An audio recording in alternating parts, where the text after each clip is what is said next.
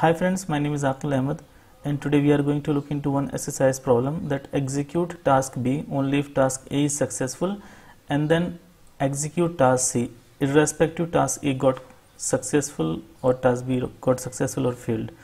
So let's see. So this is my profile. I have 13 plus years of experience. So the agenda of today's video tutorial is execute task B only if task A is successful and then execute task C.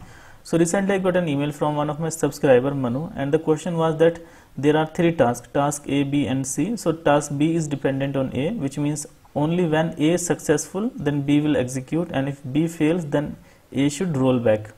And task C is independent of A and B, so irrespective of A and or B fails or succeed, C should be executed. So how to design the solution in SSIS?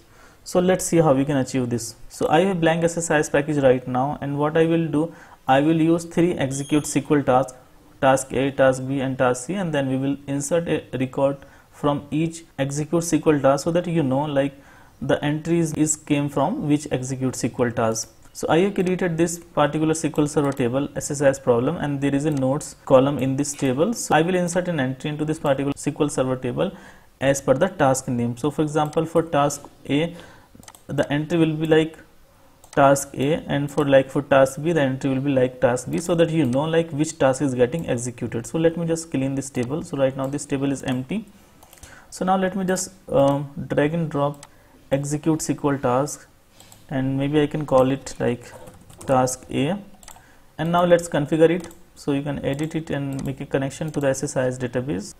Click OK, and now I can copy that insert statement from the SSMS, so I can paste it here. Okay, so this task is configured. Now let me make a copy of task A, and we can call it like task B. I can call it task B, and then in this particular task I can change the text to task B. Okay.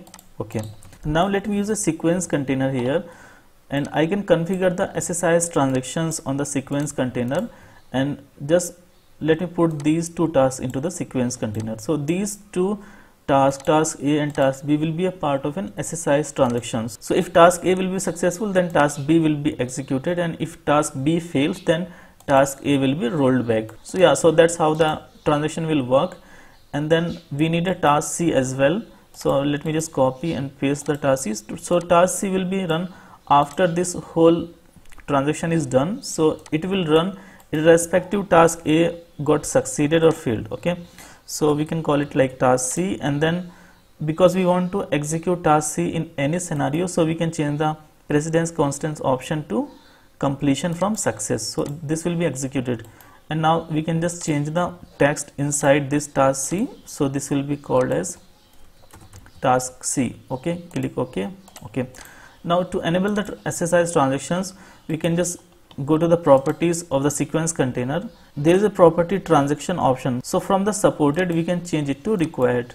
So when we change this property to required, so a new transaction will be started because task A and task B are situated inside the sequence container, and the transaction option property is supported, so it means that they will also become a part of the transaction. Okay, if we want that these tasks should not be a part of the transaction, then we can change the property from supported to not supported, but right now we want that both of the tasks should be a part of the transaction, so we can just set it to supported. And task C is outside the sequence container, so it will be executed anyhow. Okay, so let me just execute the SSIS package and let's see how it works.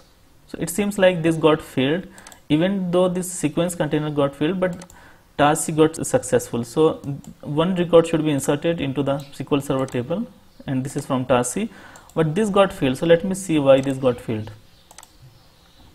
So it is saying that the SSIS runtime has failed to start distributed transaction due to error. This one, the transaction manager is not available.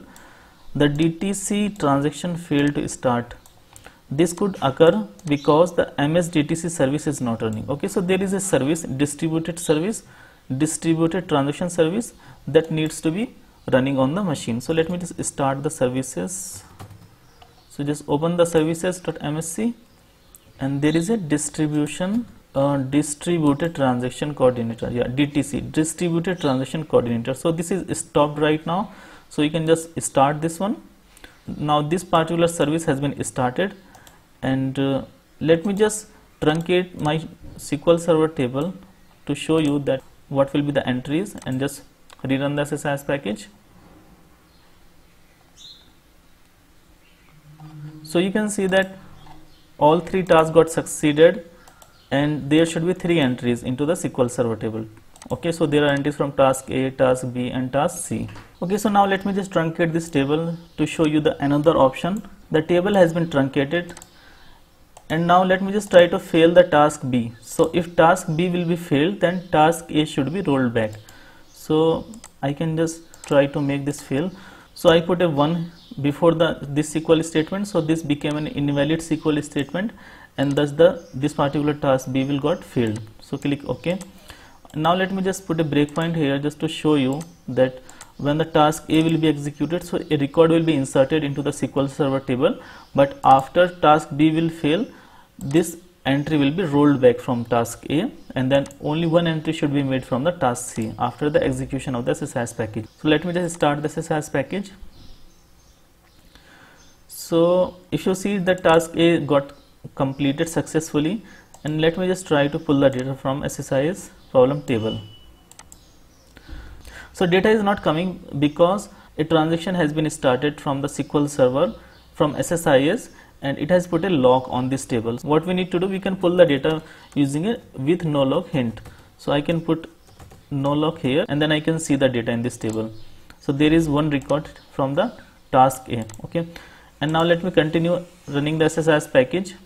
So task B got failed, thus the value inserted from the task A should be rolled back, and there should be only one entry from the task C. So let me rerun this query. So you can see that there is just one entry from the task C. Because of the failure of the task B, the entries made by the task A got rolled back. So this is how we can handle the transactions in SSIS. Thank you guys for watching the video, and if you like the video, then please click the like button. Do subscribe to our channel, press the bell icon and click on all so that you will be notified every time I upload a new video. Thank you so much.